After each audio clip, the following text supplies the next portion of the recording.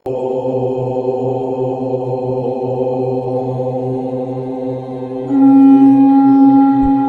ગણેશાય નમઃ. નમસ્કાર મિત્રો, ધર્મદર્શન ચેનલમાં તમારું સ્વાગત છે. પોસી પોસી પૂનમડી અગાસ્યે રાંધ્યા અન્ન, ભાઈની બેન રમે કે જમે. જે પણ ભાઈએ તેની બહેન પાસેથી આ ચોડકનું સાંભળ્યું છે તે ખૂબ જ નસીબદાર છે. અને જેટલી પણ બહેનોએ એમના ભાઈ માટે આખો દિવસ ઉપવાસ કરી તેમના માટે સુખ, તંદુરસ્ત અને મંગલ જીવનની પ્રાર્થના કરી છે, એ તમામ બહેનોને આજે પોષી પૂનમની ખૂબ ખૂબ શુભેચ્છાઓ. વિક્રમ સંવંતના ત્રીજા મહિના એટલે કે પોષ મહિનામાં આવતી પૂનમ પોષી પૂનમ તરીકે ઓળખાય છે. વર્ષભરમાં આવતી 12 પૂનમમાંથી પોષી પૂનમનું મહત્વ ખાસ હોય છે. આ પૂનમના દિવસે માં આદ્યશક્તિ અંબાજીનો પ્રાગટ્ય દિવસ પણ ઉજવવામાં આવે છે. હિન્દુ ધર્મમાં દરેક મહિનામાં આવતી પૂનમની તિથિ ખૂબ જ મહત્વની હોય છે, પણ આપણા ધર્મગ્રંથોમાં પોષ પૂર્ણિમા એટલે કે પોષી પૂનમના દિવસનું વધારે મહત્વ દર્શાવવામાં આવ્યું છે. પૂર્ણિમાની તિથિ ચંદ્રમાને ખૂબ જ પ્રિય છે અને એટલે જ આ દિવસે ચંદ્રમા પોતાના સંપૂર્ણ આકારમાં હોય છે. પૂનમની તિથિને ચંદ્ર તેની પૂર્ણ કલાએ ખીલે છે. ધર્મગ્રંથોમાં પોષ પૂર્ણિમાના દિવસે સ્નાન અને સૂર્યદેવને અર્ઘ્ય આપવાનું વધારે મહત્વ માનવામાં આવે છે. આ દિવસે કાશી, પ્રયાગરાજ અને હરિદ્વારમાં ગંગા સ્નાનનું ખૂબ જ મહત્વ હોય છે. સૂર્ય અને ચંદ્રનું આ આશ્ચર્યજનક સંયોજન ફક્ત પોષ પૂર્ણિમાના દિવસે જ જોવા મળે છે. પોષી પૂનમનું ધાર્મિક દ્રષ્ટિએ પણ ઘણું મહત્વ છે.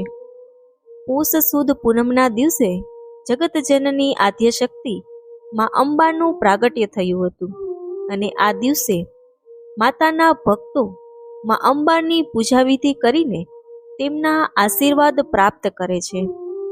માં અંબાના પ્રાગટ્યને લઈને અનેક કથાઓ પ્રચલિત છે.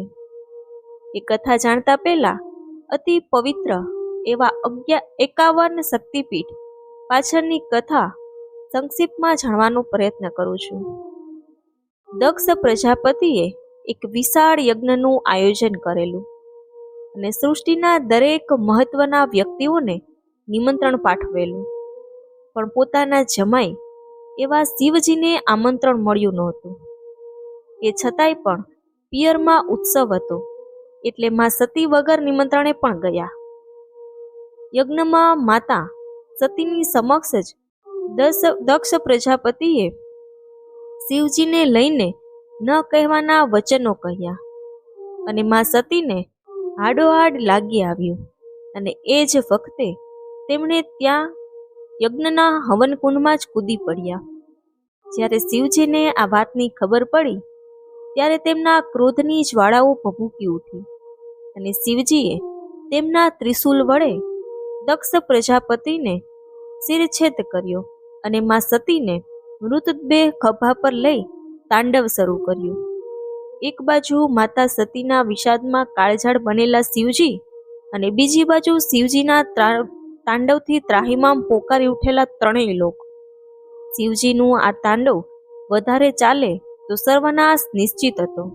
આથી ભગવાન વિષ્ણુએ શિવજીનો વિષાદ ભંગ કરવા સુદર્શન ચક્ર છોડ્યું, જેણે માં સતીના દેહના 51 ટુકડા કર્યા. આ 51 ટુકડાઓ ભારતના વિવિધ ભાગોમાં પડ્યા અને ભાગો અતિ પવિત્ર શક્તિપીઠ સ્થાનકો તરીકે ઓળખાયા. આ 51 શક્તિપીઠ માનું એક મંદિર એટલે કે અંબાજી મંદિર અને તેની સાથે સાથે માં અંબાના પ્રાગટ્ય દિવસની અન્ય પ્રચલિત કથાઓ પણ આપણે જાણીએ.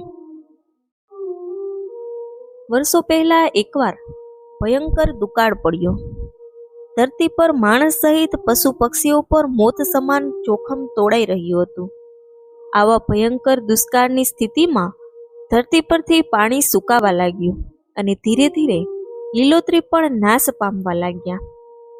લોકોને ખાવા માટે અન્ન ન બચ્યું અને પ્રાણીઓ માટે ખોરાક પણ ન બચ્યો. થોડા જ સમયમાં પૃથ્વી પરના દરેક જીવ ભૂખે ટળવળતા હતા. કોઈ પાસે ખાવા માટે અન્નનો દાણો પણ રહ્યો ન હતો. આ સમયમાં ભક્તોએ માં આદ્યશક્તિના શરણમાં જઈને શ્રદ્ધાપૂર્વક પ્રાર્થના કરી. ભક્તોની પ્રાર્થના સાંભળીને આદ્યશક્તિ માં અંબા પ્રગટ થયા. માતાની કૃપા થતાં જ શાકભાજીની ખેતી શરૂ થઈ અને સાથે ચારો તરફ લીલોતરી છવાઈ રહી. તેથી માતાની સાંકભરી દેવી તરીકે પણ ઓળખવામાં આવે છે. તે સાથે જ પોષ માસની પૂનમને સાંકભરી પૂનમ તરીકે પણ ઓળખવામાં આવે છે. એ સિવાય શરૂઆતમાં કહ્યું એમ આ પૂનમ ના દિવસે બહેન ભાઈ માટે પૂનમનું વ્રત કરે છે. વર્ષમાં 2 પૂનમ આવે છે, જે ભાઈ અને બહેનના પ્રતીકનું પ્રેમનું પ્રતીક માનવામાં આવે છે. એક શ્રાવણી પૂનમ એટલે કે રક્ષાબંધન, અને એક પોષ મહિનાની પૂનમ એટલે કે પોષી પૂનમ. પોષી પૂનમના દિવસે આપણે ત્યાં બહેન આખો દિવસ ભાઈની સુખાકારી માટે ઉપવાસ કરે છે અને રાત્રે ચંદ્રમા સામે કાણાવાળી ગોળ ભાખરી કે બાજરાનો રોટલો આંખ સામે રાખી તેમાંથી ચંદ્રને જોઈને ભાઈને 3 વાર પૂછે છે કે પૂસી પોસી પૂનમડી અગાસી રાંધ્યા અન્ન, ભાઈની બેન રમે કે જમે? જો ભાઈ જમવાનું કહે તો બહેન જમે, અને રમવાનું કહે તો આખી રાત બહેનને રમવાનું હોય છે. જો કે થોડો સમય મજાક મસ્તીમાં રમે કહે અને પછી ભાઈ બહેનના મીઠા ઝઘડા પણ થાય છે. એ વખતે ઘરના વડીલ હસીને કહેતા કે બહેનને રમાડવા ભાઈએ પણ આખી રાત જાગવું પડે.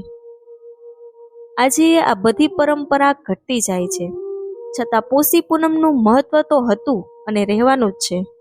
હજી પણ આશા છે કે આપણી પરંપરાઓ જીવંત રાખવા આ બધા તહેવારો ક્યાંક ને ક્યાંક ઉજવાતા હશે, જેથી આવનારી પેઢી પણ આ બધા દિવસનું મહત્વ સમજે.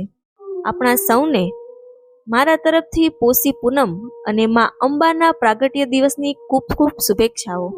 જો મારો આ વિડીયો તમને ગમ્યો હોય તો શેર, લાઈક અને સબસ્ક્રાઈબ જરૂરથી કરજો. જય શ્રી કૃષ્ણ.